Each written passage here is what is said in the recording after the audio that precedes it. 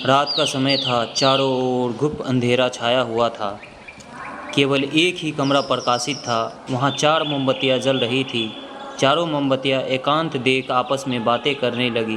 पहली मोमबत्ती बोली, मैं शांति हूँ। जब मैं इस दुनिया को देखती हूँ तो बहुत दुखी होती हूँ।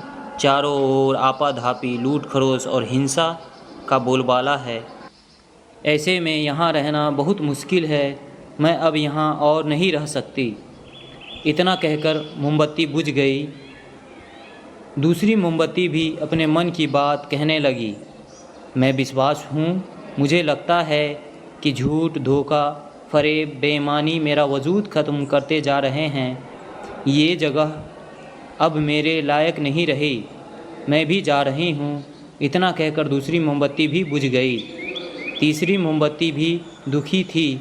वह बोली, मैं प्रेम हूँ। मैं हर किसी के लिए हर पल जल सकती हूँ, लेकिन अब किसी के पास मेरे लिए वक्त नहीं बचा।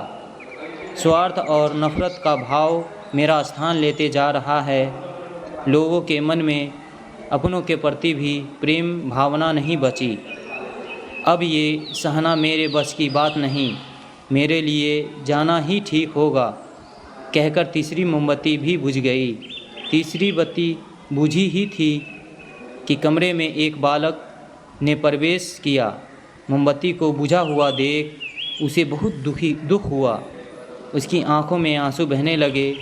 दुखी मन से वो बोला, इस तरह बीच में ही मेरे जीवन में अंधेरा कर कैसे जा सकती हो तुम्हें तो अंत तक पूरा जलना था, लेकिन तुमने मेरा साथ छोड़ दिया। अब मैं क्या करूँगा? बालक की बात सुन चौथी मोमबत्ती बोली, घबराओ नहीं बालक, मैं आशा हूँ और मैं तुम्हारे साथ हूँ। जब तक मैं जल रही हूँ तुम मेरी लौ से दूसरी मोमबत्ती को जला सकते हो।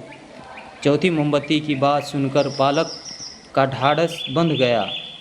उसने आशा के साथ शांति, विश्वास और प्रेम को पुनः प्रकाशित कर लिया।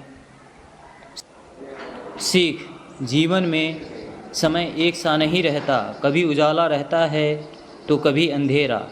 जब जीवन में अंधकार आए, मन अशांत हो जाए, विश्वास डगमगाने लगे और दुनिया पराई लगने लगे, तब आशा का दीपक जला लेना। जब तक आशा का दीपक जलता रहेगा, जीवन में कभी अंधेरा नहीं हो सकता। आशा के बल पर जीवन में सब कुछ पाया जा सकता है।